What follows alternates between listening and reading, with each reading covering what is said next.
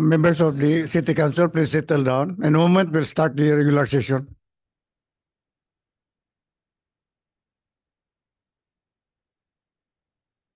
We would like to request to the staff. Nobody is allowed to enter the gallery except our special photographer to make it order our section hall.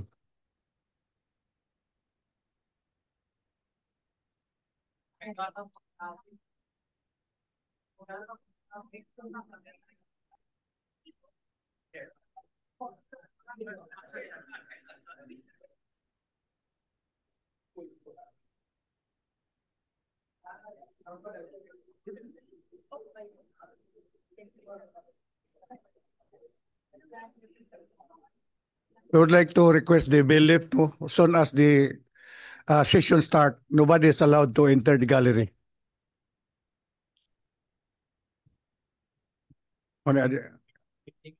Our intrusion.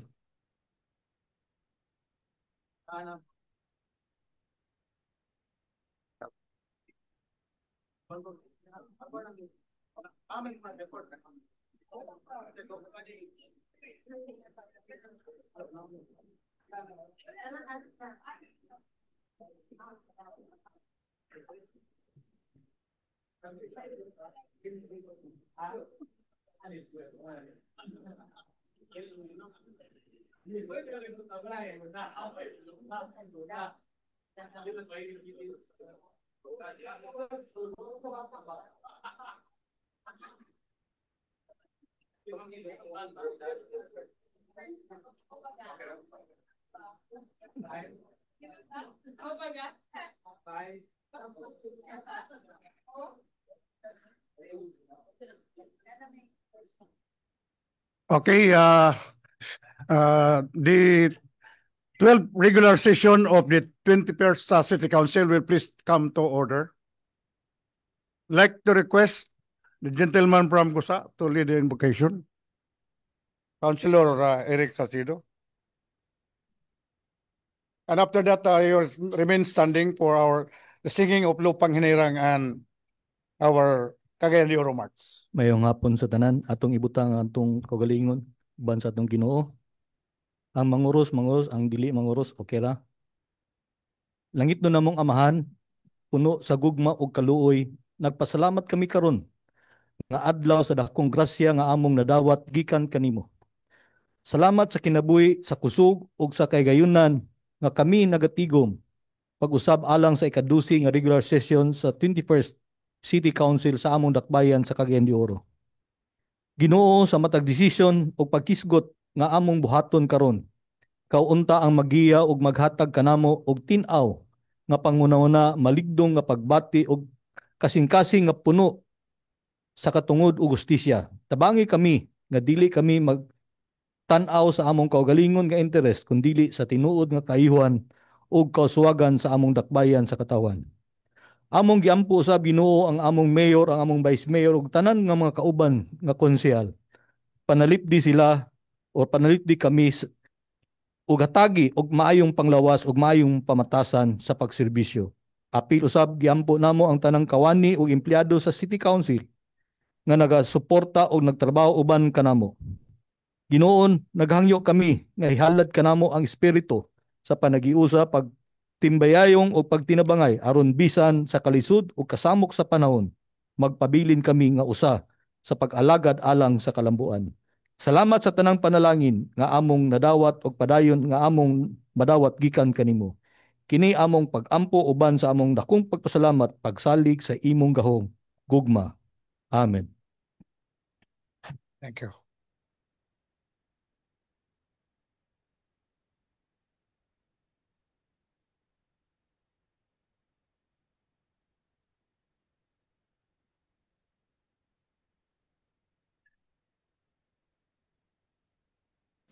Mga kababayan, ang pambansang awit ng Pilipinas. Kayang magiliw, elas ang sigat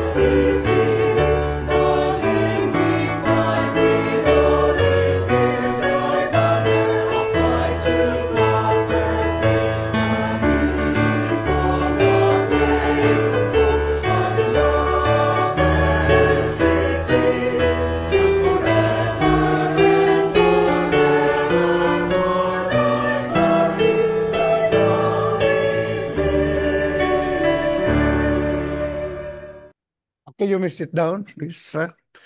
Uh, for the information of members of the City Council, our Vice Mayor, Vice Mayor Jocelyn Bebot Rodriguez is attending now the Vice Mayor leg. No?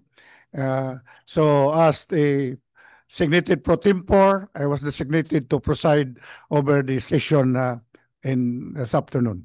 So first of all, I would like to greet everyone. Good afternoon, mayong hapon sa tanan, especially nga natay mga bisita karon gikan sa the city of Marawi, and I would like to recognize them. We have here headed by our Vice Mayor of Marawi, Honorable Majol Gandambra. Ubansab sa iyang mga City Councilors, Honorable Muhammad Sakil Gandambra, please stand for recognition. City Umara Magundato, and Nurala Basman, Muhammad Khalid Salik, Osama Bangon, no? Then Lalin Dimal, Honorable Shawil Lala, Honorable Sultan Jawar Dumato, Honorable Sahed Mundir, Honorable Abdul Wali Daligdig, Honorable Kamid Gandambra Jr., Honorable Okhan Taib Jr. Okay. Welcome mga panyero. So niapod din ang atong uban sab kanila ang ilang MILG Marawi City, no? Niya din uban sab nila o ginasab ang MILG Provincial Office of Plano del Sur, mga department heads niya po din o sangguniang panglungsod staff and secretariat staff, no? So they are here to in Cagayan de Oro to observe our proceedings and all other business that they will do in the city of Cagayan de Oro. Manghapon sa tanan, no? Salamat sa inyong pagtambong o ani sa atong syudad, the City of Golden Friendship, and watching us also our regular session. So tanang naminaw karon watching us in live stream and physically maayong hapon sa tanan. Do you have your roll call? Honorable City Vice Mayor Jocelyn B. Rodriguez on official business. For the first district councilors, Honorable Desiree Ann Imdahino, Honorable Roger G. Abaday, presiding officer, Honorable Juancho R. Pascual, Honorable Agapito Heriberto G. Swan, Honorable George Christopher Q. Goking, Honorable Moreno Y. Badiford, Honorable Alpi Ligaspi Sr., Honorable Amy Rose P. Moreno. For the second district councilors, Honorable Ivuna Yasini B. Imano, Honorable Maximo T. Rodriguez III, Honorable Paulo Nicolo Gaani, Honorable Jolene Mercedes El Balaba, Honorable Yanlam S. Lim, Honorable Enrico D. Salcedo, Honorable Hilda Ogu, Honorable Edgar S. Cabanlas. For the ex-officio members, Honorable Marlo L. Tabak, Liga ng mga Barangay President, Honorable Kenneth Jan D. Sakala, City SK Federation President, and Honorable Dato Roberto P. Cabaring, IPMR. There is quorum, Mr. Presiding Officer. I thank you, but there is a quorum. The session will proceed. Okay, I would like to recognize and request our young and brilliant lawyer, the majority floor Councilor Edgar Cabanlas.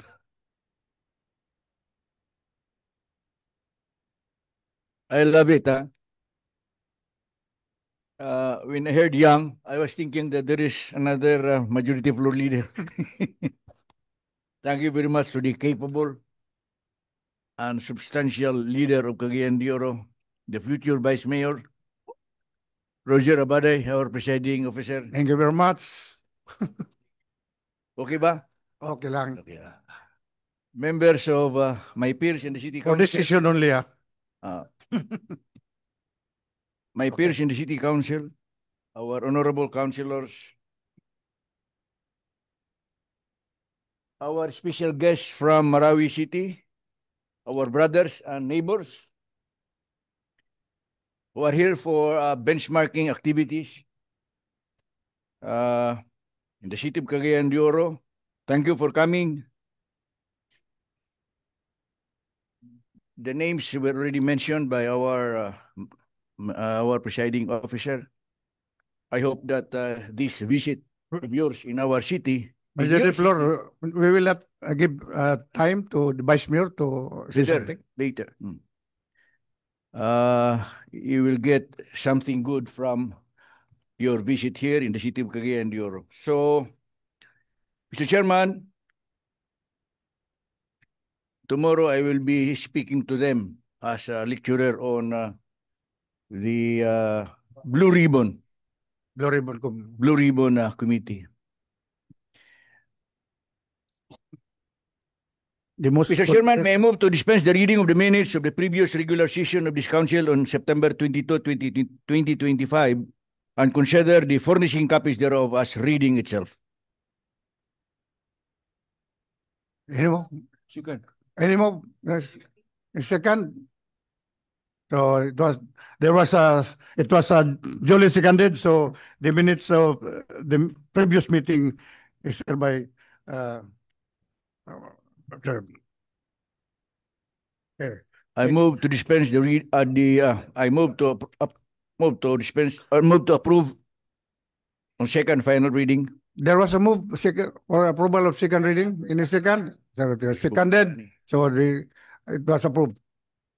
On the special report portion of this session today, Mr. Chairman, there are 4 members of the City Council who intend to render the special report. First, Councilor Maximo T. Rodriguez III, with regards to the implementation of the ordinances on the solo parent subsidy of 2022 and PWD social pension of 2023.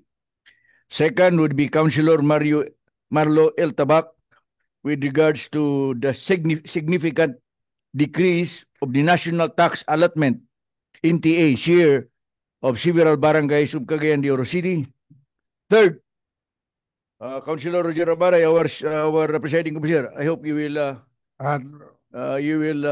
I just request that on the next session, just render prioritize next session. next session. Yes, I will prioritize to render special report. Thank you very much. And the third and the fourth would be Councilor George Christopher Goking, with regards to Janjan Tolentino, a pioneering clean influencer vlogger in the city. May I request, Mr. Chairman, that Councilor Rodriguez be recognized first? Before that, as agreed by the City Council, we will request our Vice Mayor of Marawi City to say a few words, a short message. Move to dispense the... Yes. So, And I would like to move for to suspend the rules. okay, there was a move on suspension of our proceedings. The second. Suspension is approved.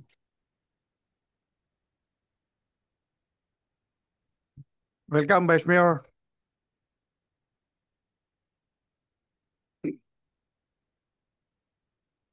Ngayong hapon sa tanan. Maayong hapon. Assalamualaikum warahmatullahi wabarakatuh. On behalf of the Sangguniang Panglungsod of the Islamic City of Marawi, I would like to extend our sincerest gratitude to the Honorable Acting Presiding Officer and the entire members of the Sangguniang Panglungsod of Cagayan de Oro City for your gracious accommodation for this benchmarking. Though our original schedule was set for September 22, we are deeply grateful for your flexibility and warm welcome in allowing us to observe your regular session and learn from your best practices. Hopefully, we can also apply it during our sessions. The insight we gathered today will truly help strengthen our legislative processes and improve public service delivery in our city. This exchange has also strengthened the friendship and cooperation between our two cities, Cagayan de Oro and the Islamic City of Marawi. From the moment we arrived We were met with such warmth and hospitality that truly made us feel welcome and at home.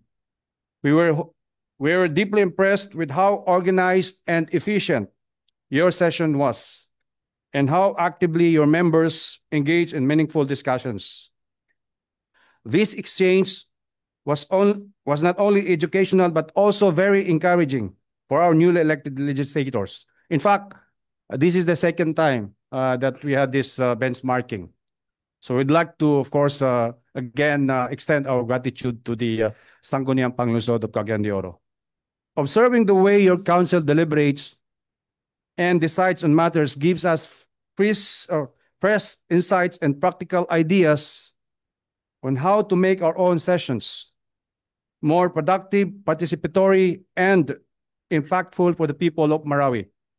We look forward to seeing you again during our training, as mentioned by Honorable Cabanlas, empowering local legislators orientation for newly elected Sangguniang members, now rescheduled on October 1, 2025.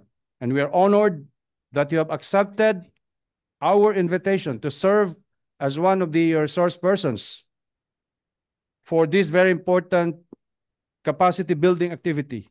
We are certain that your experience and knowledge will be invaluable to our members as they take on their new rules in public service. Daghang salamat. Maraming salamat po sa inyo lahat. Assalamualaikum warahmatullahi wabarakatuh. Salamat sa kayo. Daghang salamat Vice Mayor and sa imong mga kauban. Thank you very much of visiting us. I hope you enjoy the ambience of the city of Cagayan de Oro in your short stay here. Mr. Chairman, Okay. I move to lift the order of suspension. Okay, there was a move to lift the order of suspension. Second. Okay. Go ahead, proceed. Now, may I request, Mr. Chairman, that Councilor Maximo Rodriguez be recognized first for his Councilor report. Maximo Rodriguez, you are recognized.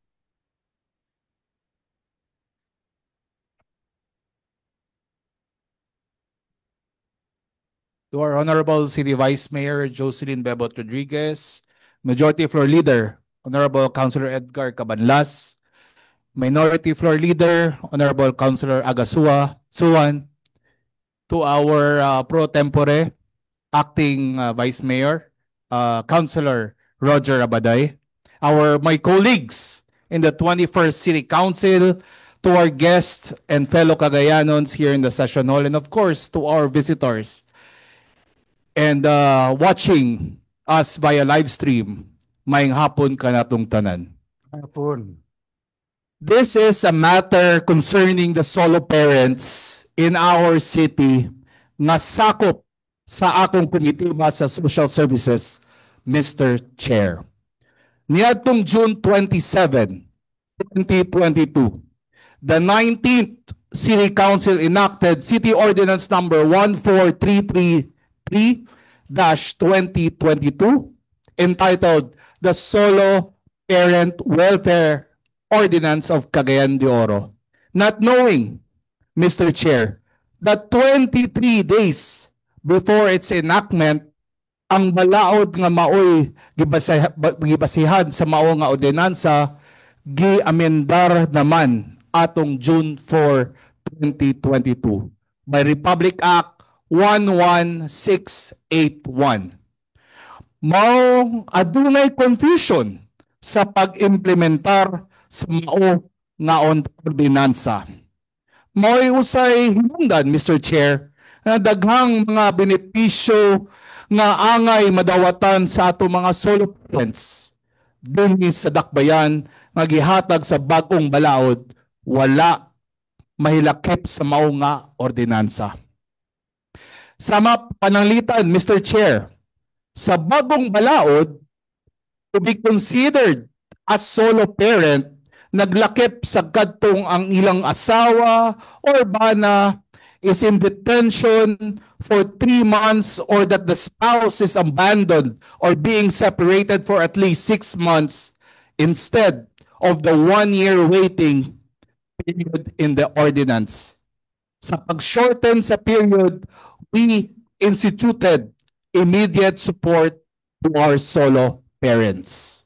Lakip ni Mr. Chair, nga mga nahibiling asawa o bana sa mga low or semi-skilled OFWs nga tuwa na po na narbaho sa gawas, dili mo minus 12 months.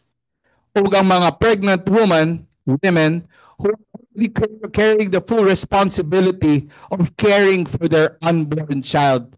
Lakip usab ang mga grandparents, ilabi na ang mga senior citizens and relatives assuming the role of parents to their grandchildren are now included in the coverage of the new law on what we mean by solo parents. Ang solo parents, Mr. Chair, dili lang ang mga babae. Dagan usab sa ato mga kalakinan nga naginusara sa pagatiman sa ilang mga anak o mga apo that we have to support. It is for this reason that social support services for solo parents, susama sa mga PWD, senior citizens, and the LGBTQ belong to the Social Welfare Services Program because based on our social justice provision in Section 10, Article 2 of our 1987 Philippine Constitution na obligasyon sa atong kinatibuk-ang katilingban ang pagpang sa mga naginusara, naglisod, pagtindog sa ilang kagulingon.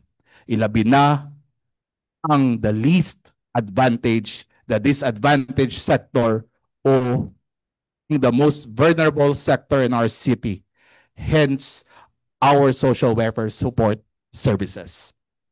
Once mapanday nato sa hinanaling panahon ang tukmang balaod nun, Mr. Chair, ilabi na ang paghatag sa monthly pension na gigahinan sa atong halangdong mayor sa tuig 2024. Magpadayon unta kini padugangan.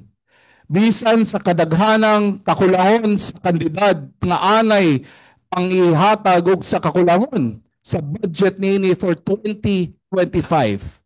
Magpabilin ang konseyo, Mr. Chair, pinaagi sa akong komitiba nga mututok aning mga kakulangon sa mga balaodnon para mapatuman nato ang unsa man ang gimando sa atong balaod. As chairman on the Committee on Social Services, I will take the lead, Mr. Chair. Susama sa pagpanday sa Kadi Chairman sa Social Services, our fellow City Councilor Girly Balaba on City Ordinance number 14610-2023, which grants a monthly social pension to our indigent PWDs. The implementation have been impending since enactment. My committee, Mr. Chair, the same legislative action in providing social pension to our solo parents. As I close this special report, Mr. Chair, I will raise in motion for inclusion to respectfully request our complex na serbisyo katawan una sa tanan rise to heed. Honorable Mayor Rolando Carix to immediately convene the City Solo Parent Committee in order to look into the deficits in our existing solo parent ordinance and deficits in implementing the national law pertaining to the benefits of our solo parents. Also, Mr. Chair, to immediately convene also kung naaman ang committee karon sa atong PWD para mahatag na nato ang atong PWD na social grant, indigent PWD. As stated by the CSWD office, we do have 1,900 kabuka beneficiaries sa PWD. Stop now. Yes, Madam, Mr. Chair. Pero musaka pa na, Mr. Chair. Gani, ang ako lang, time is of the essence, Mr. Chair. Magamit nato ang atong social grant sa solo parents at 1,000 kada usa per month i-times gani na, Mr. Chair, makita nato ang atong PWD 500 kada usa. Kung imo i-compute, Mr. Chair, January 2024 hangtod karon dapat nasa madawatan around 9,500 sa atong PWD per beneficiary at 500 per month. Kana lang, Mr. Chair, I see the urgency and I respectfully ask our good mayor to really request to immediately convene the city's solo parent committee. Dagang salamat og subli, maayong hapon. God bless kanatong tanan. Salamat, Mr. Chair. Now in Cagayan de Oro, receiving regularly the amount that they are supposed to receive. Wala pa, Mr. Chair. I mean, As of this date, tuwa pa daw sa finance office. okay, so So, Mr. Chair, ako lang i-reiterate. They have to receive 1,000 kada bulan at 1,000 per month. Ang PWD, 500 per month. Mao kana nasa atong ordinansa na dapat mahatag na natagaan na sila 2 years so ago. still waiting for the release. Yes, Mr. Chair. Okay, we will ask the chairman of the Finance Appropriation Committee, what's the status now? The chairman? What's your comment about the special report of Councilor Janjan Rodriguez? They are supposed to receive that. Di ba? May hapon sa tanan. Di ba? We have already allocated 7 million for 2022, 24. 2025, we have already allocated 12 million. This is the problem of Yeah, the appropriation. And the problem is, do they receive I the don't know one? if they receive, as of now, I just, Okay. Yes. Okay. So we'll just verify to the Finance Committee. Majority floor? Do you have later on, after majority floor? Thank you very much, Mr. Actually, Chairman. That was a good report of Councilor Rodriguez. Precisely when this ordinance was passed, and also I think authored by Councilor Dehino, Inday, one of the basic supposed to be requirement of that ordinance should have been a detailed expenditures and a specific number of people that would benefit this ordinance and the budget. But we don't have that those records. And Mr. Chairman, all these financial obligations, if we call it financial obligations or appropriations that we have created, depends on the availability of funds in the executive department. What I heard is that only the officers of the solo parent indigent because not all solo parents are supposed to receive. It doesn't mean that because you are a solo parent, you're entitled to this ordinance, to this benefit. You must be indigent. So ang kalisod niya na kay the problem is how to define who are really indigent. and who would qualify? Who would qualify? And is there already a certification from the local finance committee that this amount is not available to if there is that certification, then who are these people? We should have a complete and detailed names and qualified. So that problem is the same problem also in determining who are really indigent or destitute sa senior citizen. Mo gyapon ang problema. The same. So, which the office determine here? This is WD? This is WD who will determine who are really recipient for this allowance. So, Councilor Janjan, next Councilor Girly Balaba. Yes, we already have 1,000 beneficiaries as giingon na sa CSWD. Entitled to Yes. receive, but there's Yes. still As of solo parents lang ha, solo parents. napay mga waitlist. As of speaking right now, Mr. Chair, na sa Finance Office ang June 2024 to December 2024. That's 7 months na gina-proseso for 1,000 beneficiaries as stated and as pointed. Mark na, naka-payroll na. Nakaano na, sa kinsa ni sila, 1,000 kaboka indigent solo parents. Mr. Chair. Okay, so we'll have to, Councilor Girly Balaba, you have your manifestation. Yes, thank you, Mr. Chair. Maayong hapon sa tanan. I strongly support the call of our good reporter, Councilor John Rodriguez, because of this socialized pension for our indigent PWDs.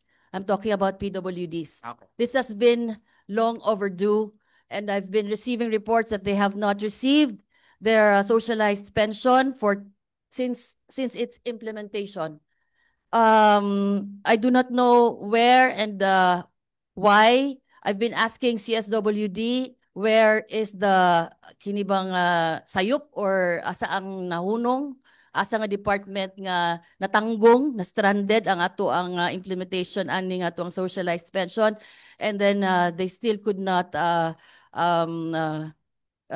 even them they could not decipher or they could not pinpoint asa nagatanggong ang maong implementation, because our allocation that has been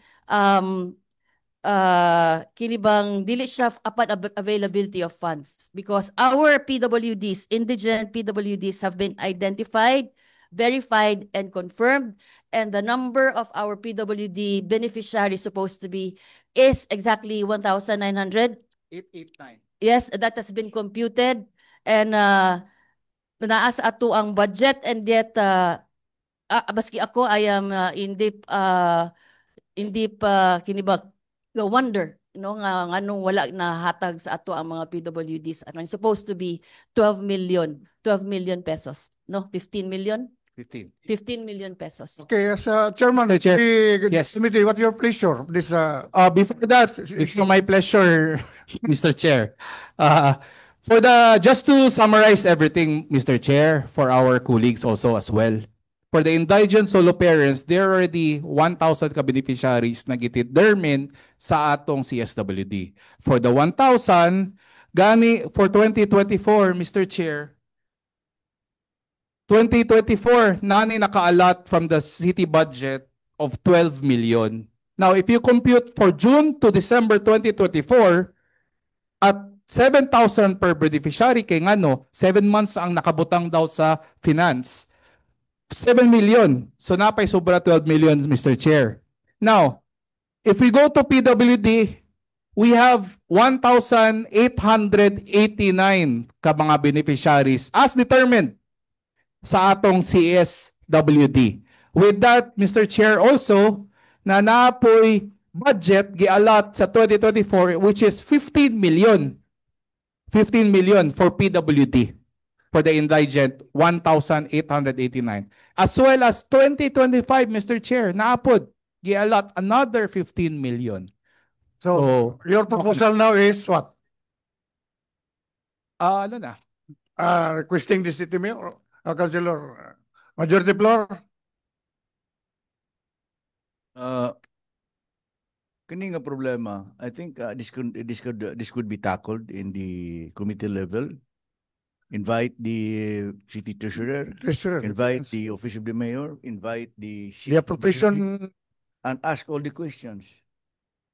And then if you're not satisfied, then make a special report later on. As of now, the chairman, of course, you're authorized to call these personalities in your committee Okay. and ask these questions so that we will know.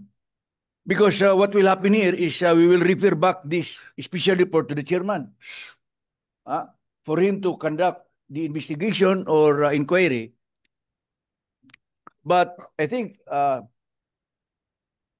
avoid further delay, the chairman could have initiated immediately an investigation. Okay, Ako so nga may niya nga sabay rason ini. Nagdili-dali ba ang city treasurer? Nabay kwarta, wala. we will refer this to So the appropriate committee. we will now refer this matter, this special report. Committee on Committee, Social Services, Committee of Finance Appropriation and women, and Women's. Councilor Dino, the chairman of Women, no? Children Committee. Thank you, Honorable Presiding Officer. Maayong hapon sa tanan, our guests from the city of Marawi, maayong hapon, and to our 21st City Council colleagues. So first of all, let me thank our colleague, our kind gentleman from Nazareth, for placing the spotlight on the very important concern, the implementation of the Solo Parent Act in our city. This concern affects thousands of families in our city. Families where one parent has to play both of the roles of mom and dad, doing everything they can each day to raise their children alone, often without any help or support. Yes, the national law, RA 8972, was localized into ordinance on July 27, 2022. But it was not yet the expanded version. On that version, former City Councilor Inday Dejino pushed for 500 pesos as a subsidy for the indigent solo parents because the older version, the national law does not have the provision for the subsidy yet. So it was only on November 1, 2022 that the revised IRR of the new expanded Solo Parent Act took effect. Since late na kaayo for budget, niabot sa 2023, 2023 na consider pag-prepare sa budget which is reflected na dayon sa 2024 local budget. But let us be clear, national law does not automatically come with local budgets. They must be first localized into ordinance, fitted into our limited resources, and defended against countless competing needs, Presiding Officer. And nice kayo, kay supportive kayo ato ang good mayor si Mayor Clarix Uy sa atong solo parent. He assured his commitments when I, together with our solo parents, visited him recently. Every peso counts for social benefits, and this must be fought for. And this, colleagues, that fight is ours. So that is why, as a new chairperson of the Committee on Women and Family Relations, I am proud to report that last September 2025, we actually held a committee hearing on our expanded solo parent ordinance. So on that hearing, I actually asked our local finance na ngano na delay. Because, you know, solo parent carries twice the responsibility, but carry also twice the love. So on that hearing, I actually know that for booking na ang, what do you call this, subsidy sa atong mga solo parent, according to them, giuna lang daw ang mga, ang mga senior citizen. So na-allocate na po ang 2025 budget. Ang 2024 was 7M. 2025, 12M. So, but this, again, this is more than just the 1,000 peso subsidy. It's about the dignity of our solo parent. This is about their jobs. This is about their education, healthcare, housing, and welfare of their children. Colleagues, sinod nga ang changes takes time sa gobyerno because we need the law to back up all our moves. That is why this is the perfect time to act also. Hopefully, makalendar soonest ang atong proposed amendment na unanimously supported sa atong committee para ma-approve sa atong plenary. This is the time to actually unite, to ensure that the solo parent in this city feel na wala sila gipasagdan o wala sila gibiyaan. With this proposed ordinance, with the proper budget and with the commitment of this council, we can transform a national law into a living promise. Real support, real hope, real change in the lives of our solo parents. Thank you, Honorable Presiding. Thank you very much. So we will report this issue, no, to the chairman of the committee and other committee, no, Committee on Women and Family Relations and other related committee to discuss the matter, no? Then come up with a proposed resolution so that the chief executive can enact the release of this assistance for the solo parents. No? Yes, Mr. Chair, request for a joint committee hearing. Okay, your committee, regarding this. Committee on Women's and Family Relations and Family Relations. Committee of Finance and Appropriation, and invite the department, treasurer and finance. Why? The reason why is that delay? Yes. Okay, so Thank you, Mr. Chair. okay, thank you very much. Next reporter, Mr. Chairman, may I request that Councilor Marlo Tabak be recognized. Councilor Maro Tabak, the ABC president. You are recognized.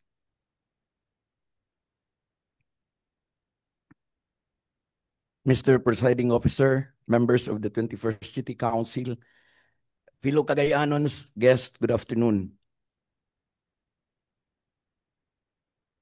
I stand this afternoon to raise concern regarding the decreasing national tax allotment of some in the barangay of the city. Backgrounder.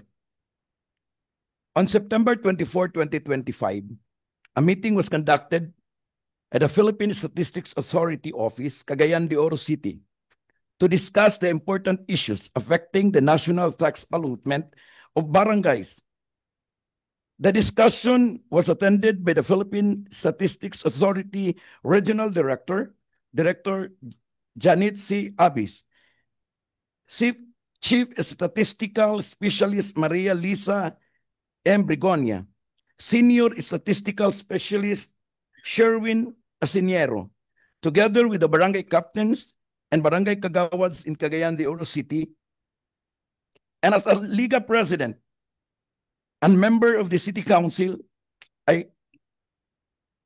participate in the discussion to present and listen to concern affecting the NTA share as a result of the 2024 National Population Survey. Discussion during the meeting. Number 1, decreasing allocation of the national tax allotment.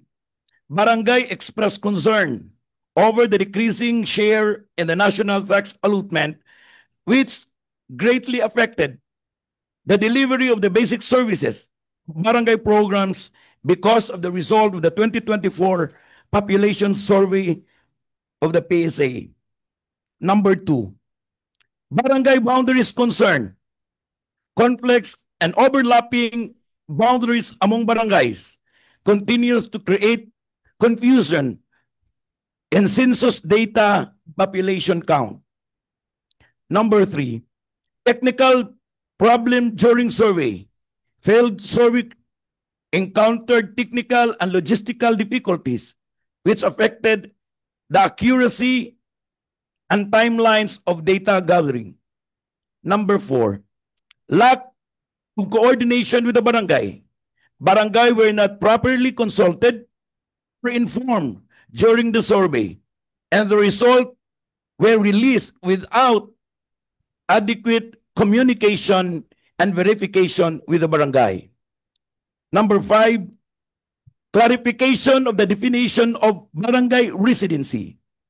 Barangay leaders requested clear guidance on what constituents residency for purpose of census and allocation, since verifying interpretation affects population counts and allotments. Recommendations. In light of the above concern, it is respectfully recommended to the Honorable City Council take the following actions. 1. Conduct a city inquiry or committee hearings specifically focused on the impact of the decreasing national tax allotment on barangays operations with the participation of the Department of Interior and Local Government, Department of Budget and Management, and PSA. Number 2, direct the Philippine Statistics Authority to ensure proper coordination and enumerators with barangay officials before and during the conduct of the survey and census.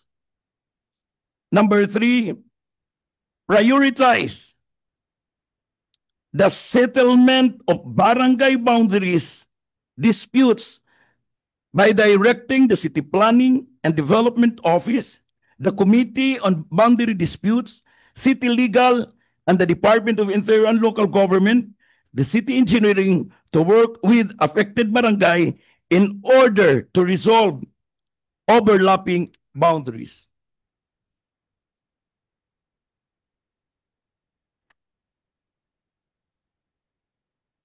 The issues raised during the meeting underscore the urgent need to strengthen collaboration between Philippine Statistics Authority and the city government of Cagayan de Oro and the barangay government to ensure accuracy of census data and fairness in the distribution of the national tax allotment. Thank you, Mr. Chair. Thank you, 21st City Council. May I ask question, the good reporter? Is there any coordination, memorandum, or notice of the PCA nag-census sa inyo? Wala mo ginotify, and you did not let any of your personnel to accompany with the census? During our meeting, Mr. Chair, some of the barangay was not consulted. Meeting with the PSA. Because when this issue raised, I am very happy with the Honorable Congressman Rufus V. Rodriguez, called the Regional Director, Director Abis, and he called me to have a meeting on the last September 24 to discuss, among others, the problem affecting the barangays. Lisod magug kaayo, Mr. Chair, nga ang nahitabo, no? Dako kay problema. I will give you an example. Barangay Puntud, ang iyang decrease is 3 million pesos ang nawala sa iyang barangay share. The NTA, the National Tax Allocation, is based on the number of population, area, and income, di ba? Yes. So if the new census, what is the result of your barangay? The barangay Puntud, the population is Ingusa. wala mi naapektuhan, Mr. Chair, no? Wala mi naapektuhan. Pero daghan kaayo mga barangay nato ang naapektuhan sa population survey. I read the census, na barangay din sa number barangay nga 12 na lang ka mga residents. I don't know to I wish you would also the credibility and the reliability of the census, no? So what is your take on this? Mr. Chair, I will propose that this problem be referred to the proper committee, especially the committee on the barangay boundary disputes arbitration committee, chaired by Councilor Al Legaspi, joint meeting with the Committee on Barangay Affairs and City Planning. Kay ang nahitabo, Mr. Chair, based on the explanation of from the National Statistics Authority, ang mapa in actual dito sa barangay dili mao ang mapa sab nga naa sa City Planning, which is ang ilang gisunod sa PSA ang available map nga naagayod sa atong city planning office. How do you know nga di mao? Do you know PCA that will not just conduct their activity if they have no official official documents that ilang basis. Yeah, ang So ilang I suggest Councilor Tabak as the ABC president, will you convene your ABC to invite the PCA and other resource person to discuss the matter, because there are plenty of barangays were complaining the result of the census. Yeah. Noted, Mr. Chair. Okay. Thank you, Mr. Chair. Okay, so majority floor, considering that the assistant majority floor is here, can I render my special report? And I'm asking my assistant majority floor to take over. I will relinquish my as the presiding to have a special report. Next week mo, ha? Next week na lang. Oh, next week. Because I'm afraid I'm considering the urgency of my report. It might be overtaken by time. Next week na. Okay, so with the request of the majority, then I adhere with their Okay, continue. The next reporter. Next reporter is Councilor George Christopher Goking. Overall man, what I mean mo. Mr. Presiding Officer, Majority Floor. Nice, Councilor Goking. Yes, Mr. Presiding Officer, Majority Floor Leader, Minority Floor Leader, and the members of the 21st City Council and our guest from Marawi. Marawi's legislative body, good afternoon. My topic right now, if we can present the slides, not slides, pictures lang for reference of everybody.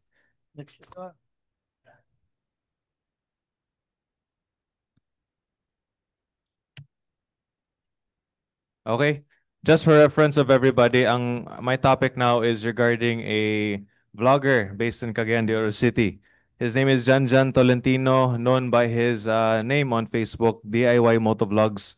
He's a content creator, started in November 2024 with content around cleaning up and fixing road hazards like elevated concrete slabs on the road, which you can see in picture number 2. Just an idea, dako kini sila mga concrete nga hazards sa mga motorcycle riders or mga, less fit na mga vehicles who can break down if they run over these certain obstacles. So, clogged drains that lead to flooding and cause passageways to be inaccessible and cause traffic in many folds. Usapon ni siya ka-activity niya ngayon gina-clean up ang mga drains dito sa rotunda o guban pang mga areas nga makakause og traffic kung magbahaan. Dust, gravel, and mud on turning points of crucial flat and inclined pathways to avoid motor accidents, which you can see in kanang bamboo lane bitaw pababa. Nasugdan na siya, nahimo na siya glimpyo tungod naagian na siya ni Mr. DIY Motovlogs, which is how I discovered him. So, apil po ding filling up significant size holes on roads. These are a few things among many others nga iyang ginabuhat to avoid public safety hazards on the road for vehicle owners and pedestrians. Dali po kani siya na makontak. We have problems magud sa city nga mga problematic roads or like atong gi-bring up last time ni Minority Floor about katong sa Makanhan batong sige kabahaan nga gi-address po ni City Councilor Legaspi. Naagya po yung problema nga ako gyapong gihangyo sa iya ha. Sa crossing bitaw dito sa Save More Kauswagan ilalom sa traffic light na dako kay nga bangag diya sa una. So akong gi-message Mr. DIY, pwede ba nimo na siya ma-feeling? After 2 days na puno. So mga bitaw, what could have been avoided long ago sa action nata sa government na sulbad na sa usa ka vlogger. So the pioneering and once the solo content creator of this kind by a Cagayanon until just recently, Mr. DIY Motovlogs has gathered the support and collaboration of 9 other vloggers, and they created a group called the Clean Influencers of Cagayan de Oro City. So these are a group of significant, efficient, and effective individuals that do mga philanthropic or mga volunteer work sa dalan to avoid injuries, loss of life, and damage to property. If wala sa ilaha, I'm pretty sure daghan kay may tabo tungod sa delay sa service sa government lugar wa nato naatiman. So he's from Consolacion. The reason why I'm bringing this up, he has these activities all the way from Valencia, Malaybalay, Quezon Bukidnon, Hasaan, Villanueva, and Manolo Fortich. he carries out his cleanups and minor repairs. Unya, ang problema ani Mr. Presiding Chair, Majority Floor, and our members of City Council, what if he is recognized and given appreciation in other municipalities or cities when in fact diri siya nagsugod sa Cagayan de Oro City nga I think it's right if we are the first ones to show our appreciation as he's already been recognized by DPWH branch in Makabalan. So, it would be fair and proper to be the first to give him recognition kay kaning ihang pagtrabaho sa dalan for his vlog is a result of the culture and example set by our former and public servants and officials from Cagayan de Oro City that have played a large role in shaping his character. So the Cleanfluencers act swiftly, immediately, and efficiently as to officially utilizing their potential, the use of the talents and assets of the CDO Cleanfluencers. Siguro that's for a different discussion. But for now, I think it's of the right time. Now we show our appreciation or recognize Janjan Tolentino, aka DIY Motovlogs, as our city and our people have greatly benefited from his volunteer work. Hopefully, our recognition will encourage more people to share support for volunteers like the CDO Cleanfluencers for them to grow in numbers and to effect changes on a larger scale with more efficiency and effectivity. That's all, Mr. Chair and the 21st City Council. Thank you. Okay. What do you want to this blogger? You want to comment? You want to... Just to comment. Just to comment, kay one thing, at least we can show people like this na we support them in their activities nga dili bitaw nga atora silang gi-ignore because number one, they're additional number of their blogs. Yes, is that Okay. the proper term for inclusion? Okay, so In the proper time. When we have enough time for that sa Okay. or following plenary any session. other action of the special report? Any bloggers? Wala ba? Okay. So okay, so Mr. De Flor,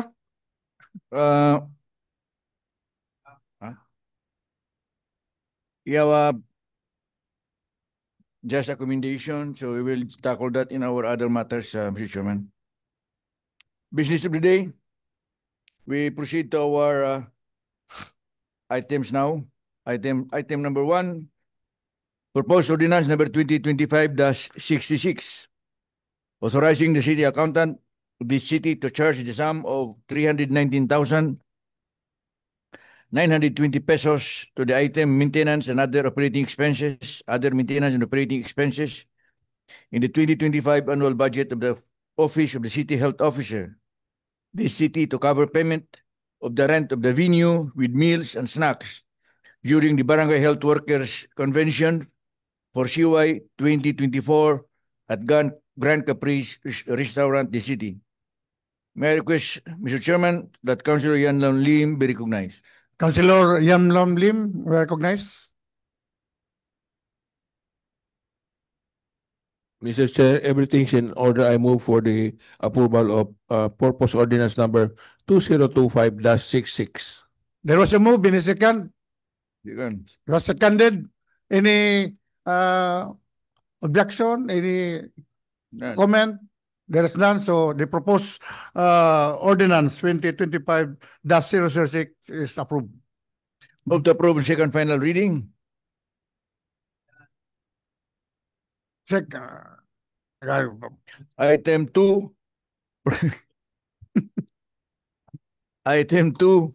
Ini said approve. Approved. Do the back Item 2, proposed ordinance number 2025-67, authorizing the city accountant, the city, to charge a sum of 5,221 pesos and 59 centavos to the item personal services, overtime, and night pay in the 2025 annual budget of the Office of the City Accountant, the city to cover payment of the overtime services actually rendered for the period November to December 2024 by Ms. Gizia Talao, Accountant 1 of the City Office. May I request Councilor Enrico Salcedo be recognized, Mr. Chairman? Councilor Salcedo, you are recognized.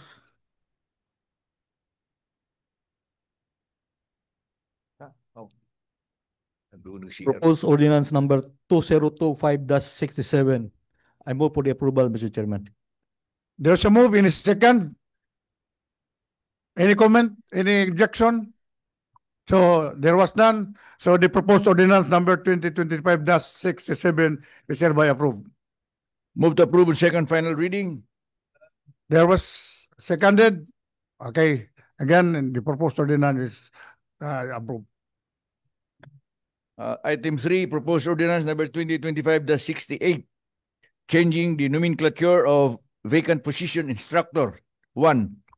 Item 3.8 is G12 to guidance counselor 2 is G12 in the plantilla of City College of Cagayan de Oro City with the following minimum qualification standards: education, master's degree in guidance counseling, experience none required, training none required, eligibility RA 1080 guidance counselor. May I request, Mr. Chairman, that Councilor Moreno Y. Daba IV be recognized. Councilor Amijing Daba, you are recognized.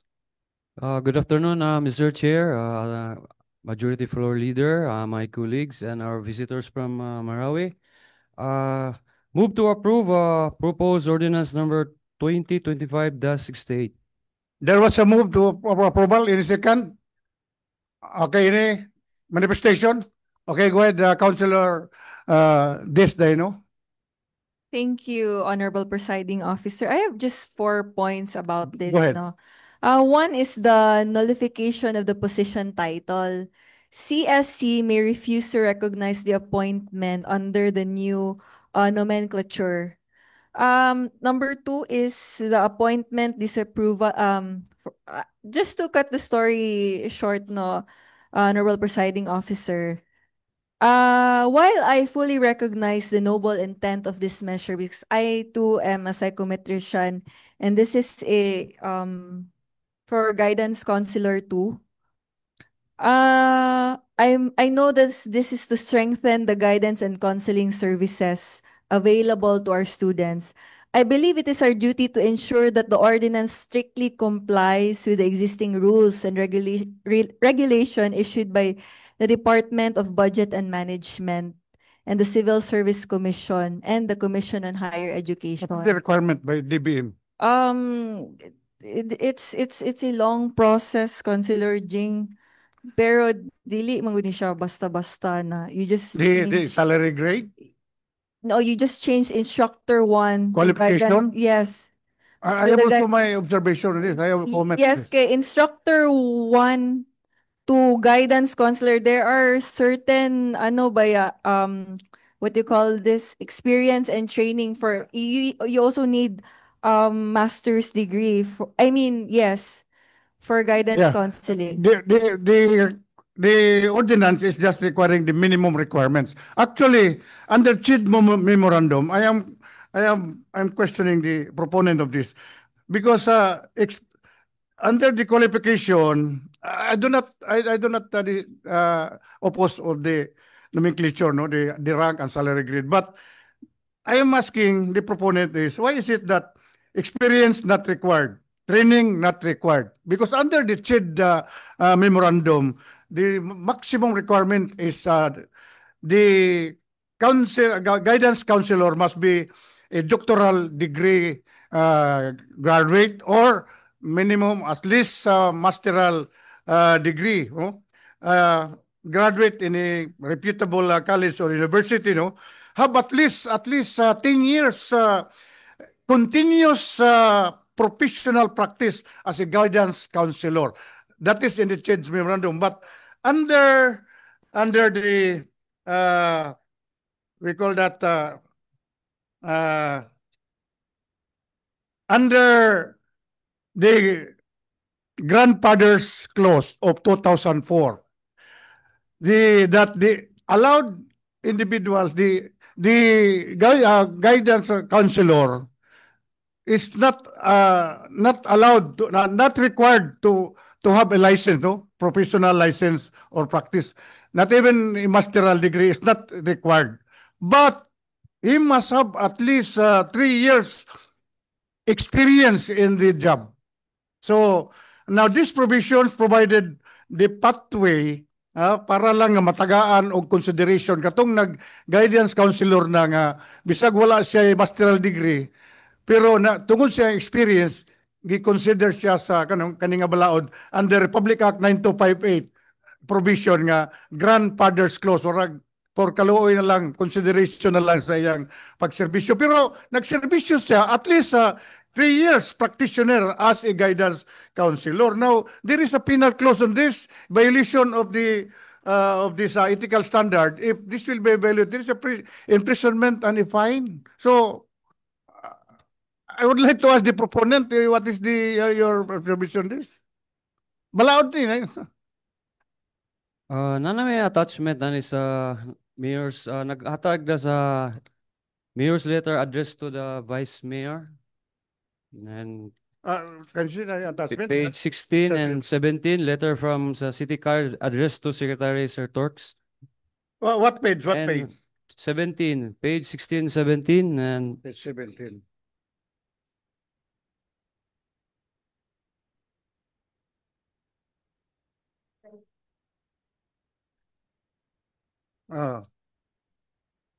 ang explanation ani Mr. Chair is the establishment of guidance counselor 2 is grade 12 salary Yeah. grade 12. There's no problem about the salary grade. Ang iyang qualification lang kay no experience is required, no training is required. Imagine this is college, city college, oh. You should have met the standard. Gani atong pagpili sa presidente, high standard na ato nang gilalisan pa nato na kay why is it has higher salary and this is so I'm just curious on this because there is a penal provision if we will violate this majority floor. What is your take on this ordinance? I understand the concern of our presiding officer and some members of the city council. But the law provides that the position of the guidance counselor does not require an experience. It requires only a master's degree in guidance and counseling and eligibility under Republic Act 1080. So, I mean, in government service, in civil service, you can be appointed as an administrative officer 6, even if you are not inexperienced, as long as you have the eligibility. I mean, the law does not provide that you should have an experience before you can be appointed as a guidance counselor 2. That's it. Majority floor. Yes. Republic Act 9258, and this is the basis of CHED in the issuance of memorandum, the qualification of the guidance counselor. At least doctoral degree or masteral and experience in at least 10 years practice of his profession as guidance counselor. But under grandfather's clause of 2004, gi-consider ni bisag di ka doctoral, bisag di ka masteral, tungod sa imong experience, but at least you have 3 years experience as a guidance counselor. So, warag kining grandfather's clause, warag pagkaluoy na lang ba sa imong serbisyo. Now, ang akong apprehension because there is a provision providing penalty, imprisonment, and fine kung mabayulit nato ning ethical standard of appointing guidance counselor which does not meet the requirement is provided for. Okay, I understand that, but in the communication of the college president of the city college of Cagayan de Oro, according to him and based on the law, the guidance counselor 2 position, the qualification are as follows: education, master's degree in guidance and counseling, experience not required, training not required, eligibility under Republic Act 1080. And also in the communication from the office of the city mayor signed by Honorable City Mayor Rolando Oy, the minimum qualification of standards of guidance counselor 2. Guidance counselor 2. Maybe we're talking about a higher position or higher level of guidance counselor. But this one is guidance counselor 2 with a salary grade of 12, that's around 12,000 pesos. No. No, I mean, that's the salary. Almost 20. Gamay raman ang salary Sige lang. grade nga 12. It's Sa not the kumingon salary. higher position of It's not salary. the salary, it's the position lang. Oh, Figure. naman dinigibutang salary grade of guidance counselor 2 is salary grade of 12. Gamay rin kayo. Anyway, under the local code, So ni ano ni the LGU can provide for any guidelines. Guidelines Kani siya- for the qualification of the college counselor. So if that is the standard of the LGU, then so be it. Naingon naman si Mayor nga mo kani ang now but comparing the qualification as determined by the law and the office of the city mayor and the salary grade and the position itself, I think they are all compatible. Okay. But if the position is as guidance counselor 4 or 5, perhaps we can we can add another requirement, which is experience and training. But So, there is we will something consider different. we will consider the issuance of the chief executive as grandfather's clause. Yes. Okay, Councilor Amy. Yeah. Yeah. But we can have a cautionary statement here in our approval of the ordinance, subject to the requirements of the civil service. That is the provision. And the DBM. Okay. So para lang safe. Okay. So, Councilor Amy Moreno. Mayang hapon, Mr. Chair. Hapon. Just a question, no? Okay, this could have been addressed easily during the committee meeting. May I ask the proponent, Mr. Chair, if was there a committee meeting held in relation to this proposed ordinance? And if none, ngano walay committee meeting na nahitabo, Mr. Chair? Thank you. Councilor Amijing Daba? There was meet. Did you get the query? Hello. No committee meeting yet since I'm still preparing for ordinance, Madam, Mr. Chair. There was no committee meeting? Yeah. Magpatawag na ko, Mr. Chair. Pero sa lang. Na. Yeah. Because of the endorsement of the city mayor. Oh, yeah. Tungod ni Mayor. Councilor Amy, are you? So there was an endorsement of the city mayor. That's one of the exception. Okay. And so, Mr. Chairman, one point. This is also in connection with the approval of the city college, our city college compliance with the CHED requirements. Nag-ingon din nga prompt action on this matter will directly support this, I think, this holistic development according to them. And this is also part of the policies required by CHED for our city college. Yeah. So, okay, but we did not go against with that, but just to clarify, so in order that will not be put in hot water also.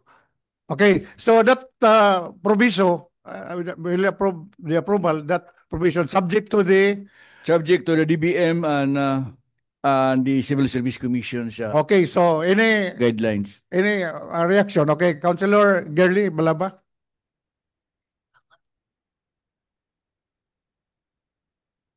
Thank you, Mr. Chair. Just for clarification lang. Yeah. This position is vacant. Vacant siya. Ang instructor 1, walay bakante siya. Muna ang pasabot lang ha. Bakante siya nga position, busa, nahangyo nga ato ang city mayor na instead of instructor 1, pwede na siya i-title na to as guidance counselor 2. The same salary grade as the instructor 1. So, ang requirement lang sa guidance counselor is master's degree in guidance and counseling, experience and training non-required. But I suppose if you have a master's degree, you have an experience and you have training. So, dili lang kaayo siya kinibang sa ato Nag-master ka na eh. Okay, master na ako. Imposible na wala siyang experience or training. Probably, you can be appointed as guidance counselor you recently had a master's degree, but then you were an educator for how many years? That would be good enough. So nothing na makaingunta na against the law because wala may na-demote, wala natanggal. This is a vacant position. Giri-title lang. Anyway, our college is still at the infant stage. So I think we can also consider that later on. At least I have said she or he possessed that minimum requirements masteral degree. Kaya imagine, pag baccalaureate to another 2 years, masteral plus thesis working, that's considered an experience siguro. Okay, so any move for approval? Yeah, go ahead, Councilor Aga, Suwan. Thank you, Mr. Presiding Officer. If the tenor of our approval, Mr. Chair, is subject to the guidelines of CHED and DBM, why not just confirm it immediately in the committees, Mr. Chairman? So if ever we approve this, Mr. Chair, may this be a manifestation of abstention from the minority group, Mr. Chairman. Thank you. So you're moving that the refer back to the committee? Majority floor, are they? Mr. Chairman, I therefore move that we refer this first to the Committee on Education. Okay, there was a move. Or people, or not? Okay, there was an objection. So, what's the objection? Majority floor? Oh. We divide up. Unadmissible? Okay. So,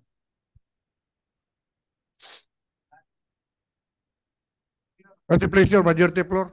I object, therefore we proceed to our division with the House and then So anybody, is that an objection?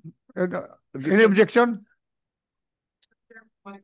Just a quick briefer lang. Okay, go ahead.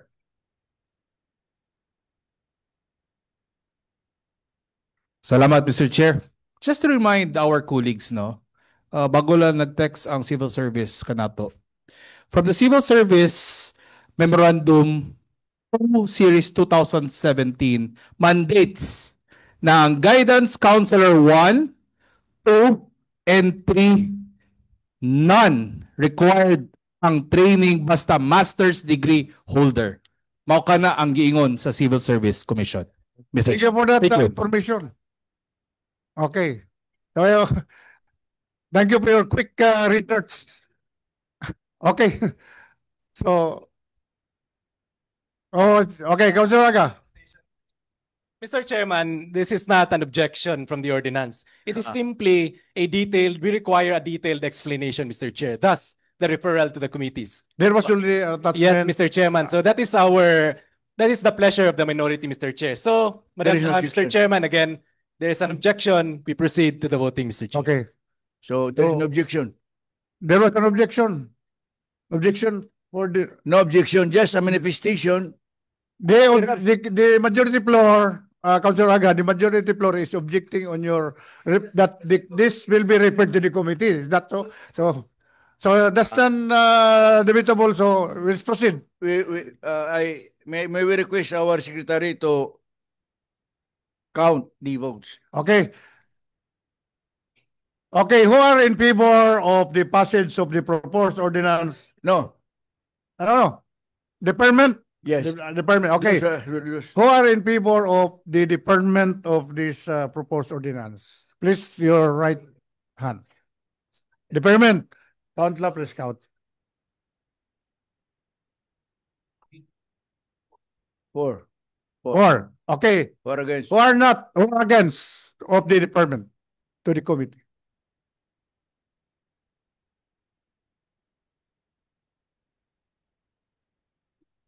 Okay, so the proposal is denied.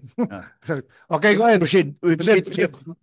Main motion. There was a move that the proposed ordinance number 2025 is approved. There's a move already. Any second? No second. Any objection? Any comment? Manifestation? Objection? Okay. There was an objection. Abstention. Tulo. Objection?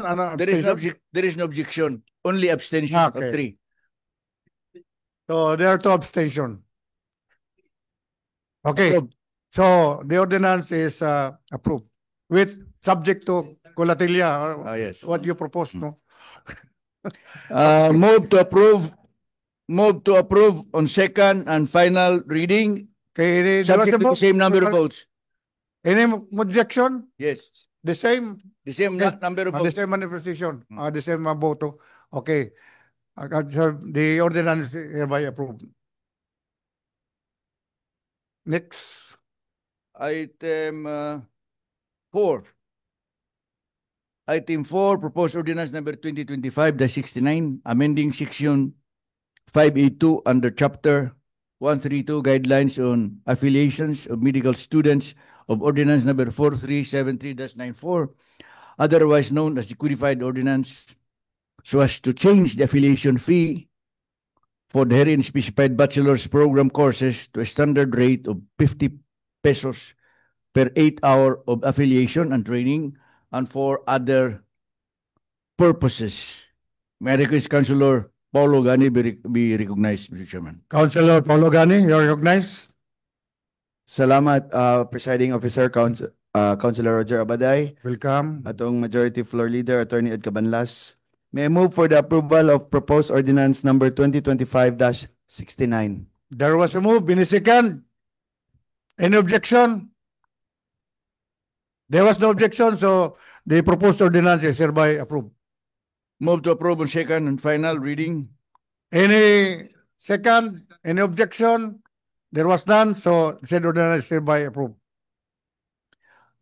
Mr. Chairman, may I move for to include the following items in today's session? Item 5, 6, 7, 8, 9. Okay. 9. There was a move for inclusion. Any second? So there's a seconded. Any objection? So there's one. So the inclusion is hereby, the move for inclusion is hereby approved.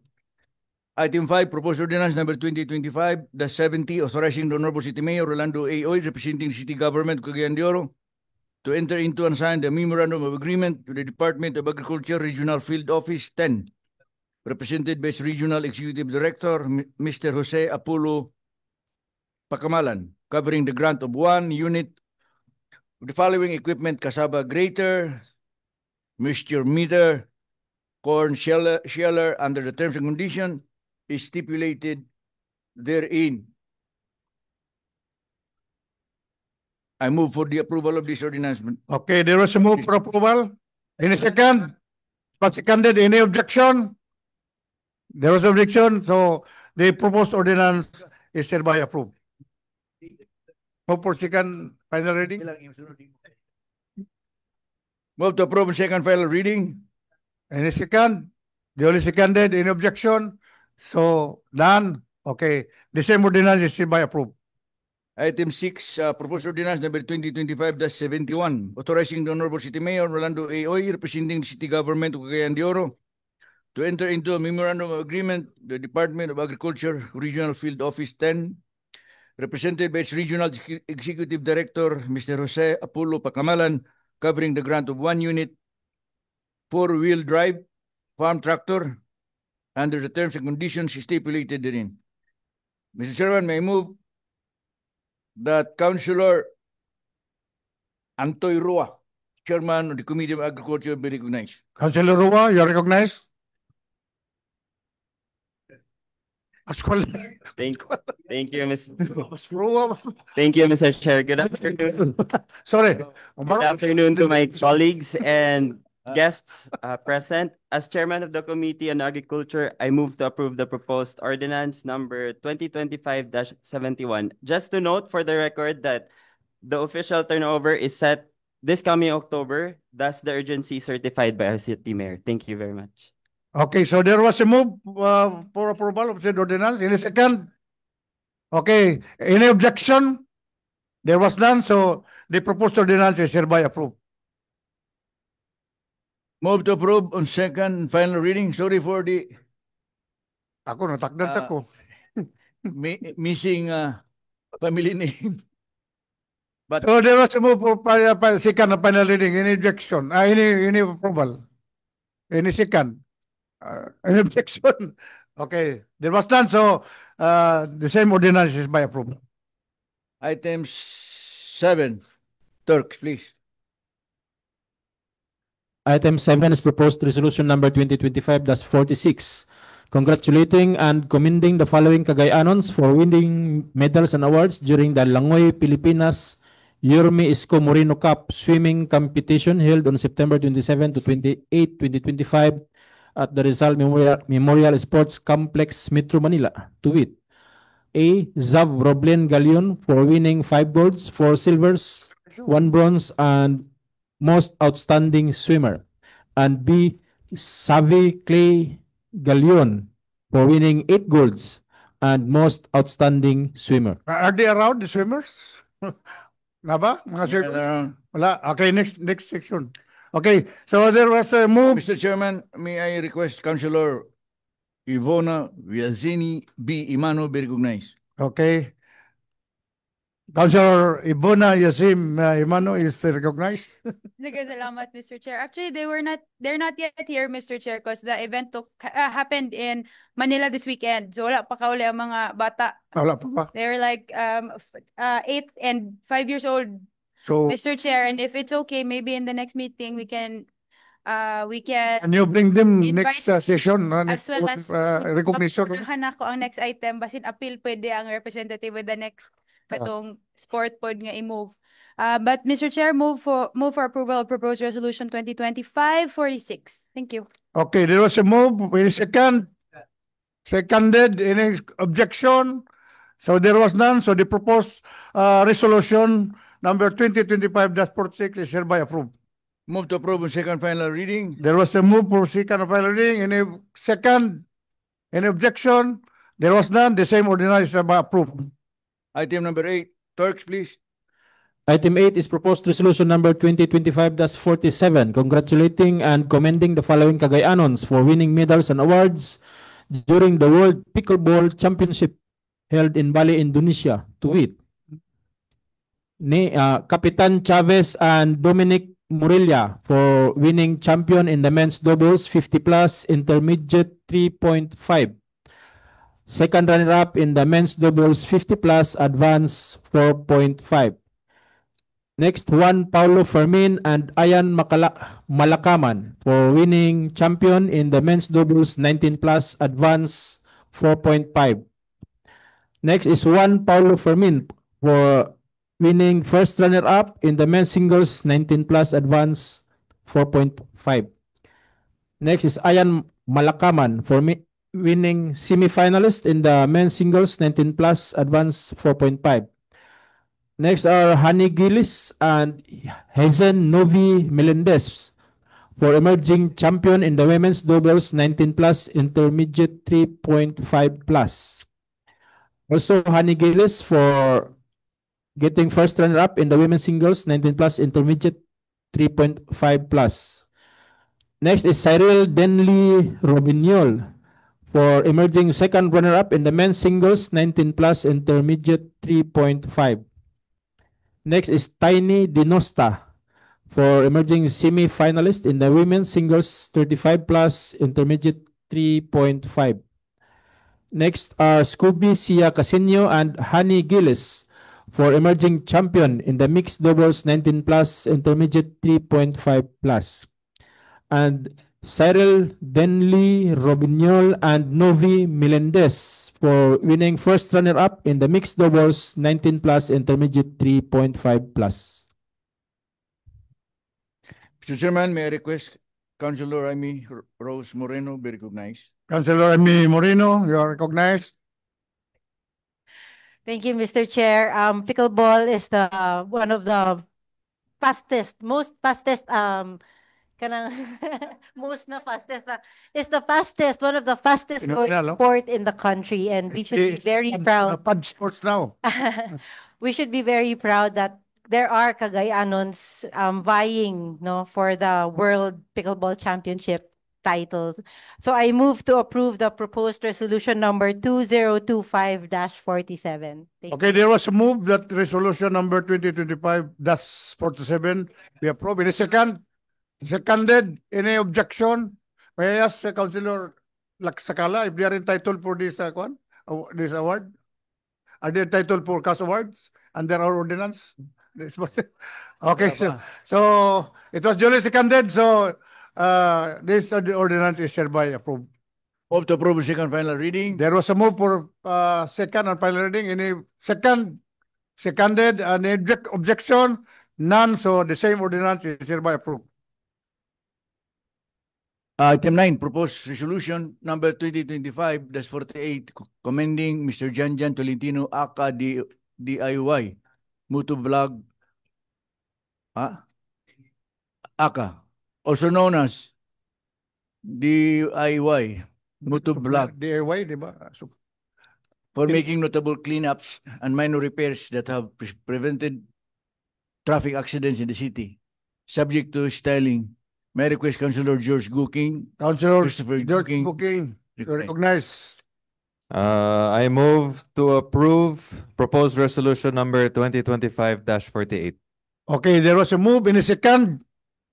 Any objection? There was none, so the proposed resolution is hereby approved. Move to approve second final reading. There was a move for second and final reading. Any second objection? So the same is approved.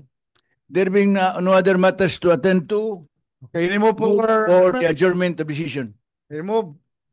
There was a move, so the seventh regular session of the 21st, the 10th regular session of the 21st City Council is hereby adjourned. Okay.